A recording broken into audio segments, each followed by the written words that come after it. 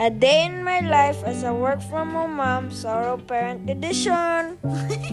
Good day everyone! Here's a glimpse of my day wrapped in a 3-minute vlog. Natapos na rin ang school year ni Jeff, which means tapos na rin yung early morning routine ko ng paghahanda ng agahan niya, pamamalansya, at paghahatid niya sa school. Andito lang nga rin siya sa bahay at naghahanda na siya ng sarili niyang pagkain kasi independent na daw siya. Kaya ako pagkatapos ko ng work at gumigising ng tanghali, sigurado ako nakapag-breakfast na siya. Kaya ngayon pagising ko, nag-prepare lang ako ng brunch ko habang nag-multitask at nag-load ng few batches ng mga maruming damit sa washing machine. I really appreciate kung gaano nito napagaan ang buhay ko at hindi ko na kailangan magbanlaw ng damit. Hihintayin ko na lang na matapos siya kaya mas may oras akong gawin ang mga bagay na gusto ko dito. Ito kasi ang least favorite ko, ang paglalaba. Sakto rin na natapos ako at naluto na ang nilaga kong itlog. Ito lang ang brunch ko today at ang masarap na ipares nito ay kimchi. So may protein at may rich in fiber din ako na pagkain. Tapos for my dessert naman ay itong berries at lalagyan ko lang to ng melted chocolate. For my drink naman ay gagawa ko ng matcha. Lately, ito talagang matcha na to ang paborito ko from Marukyu Kuyamine na Isuzu variant.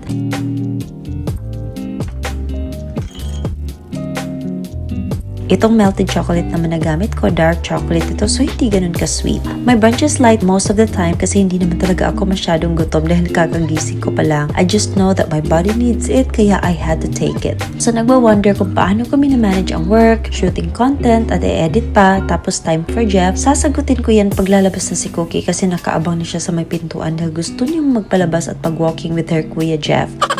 Pero yan sa mga nakikita nyo, tinutulungan ako ni Jeff sa bahay. He's already old enough to grab some food or breakfast para hindi na ako madidisturbo sa tulog ko. Siya rin ang naghuhugas ng plato. He manages to take care of himself na rin dito sa bahay. I taught him to be responsible enough kasi hindi ko makakaya ng ako lang and if he wouldn't help me. When it comes to making content, it comes naturally na rin. Ito na rin kasi ang ginagawa ko araw-araw kaya it doesn't take too much of my time to shoot. Yung edit lang talaga nagtatalo dahil kumukuha talaga ng oras ang pagtitrim ng video clips. Minsan minamadali ko pa yan at hindi ko na double check. Tapos nag-voice over pa and edit. So pinaglalaanan ko talaga yan ng oras pero hindi naman yan umaabot sa 2 oras na edit. Sometimes may break ako sa trabaho so I sneak minutes to do it. Minsan rin sa hapon may bakante akong oras kaya ine-edit ko yung mga vlogs. When it becomes a habit at naging parte na rin ng araw mo, eventually nagiging normal na lang siya at nasasanay ka na rin sa routine mo. But there are times na nabuburn out na rin ako kaya I usually spend time outside during weekends o lumalabas kami minsan ni Jeff. So ayun ang short answer ko sa pagmamanage ng time ko. Hindi ko magagawa to kung hindi na malaki si Jeff. Nakatulong rin na he's old enough para hindi na kailangan siyang asikasuhin ng bongga just like the past few years. Kaya nga hindi na rin ako kumukuha ng household help kasi kaya naman namin. Siya na nagmamanage ng pagtatapon ng basura sa labas, pag-order ng tubig dito sa bahay, kaya it really helps na may tumutulong sa'yo. Anyway, for tonight, I'm just making a cabbage beef stew. I also baked some scallops which is Jeff's favorite. Bali, half-cooked na yan siya and nilagyan ko na rin ng cheese and salt and pepper. This meal is another one good meal for us. Binabawi ko na lang talaga ang dami ng kain ko kapag gabi. After dinner, dahil si Jeff naman ang naghuhugas ng plato, ako naman naghahanda na lang ng kape to start my shift. So ayun lang muna and thank you so much for watching. Bye!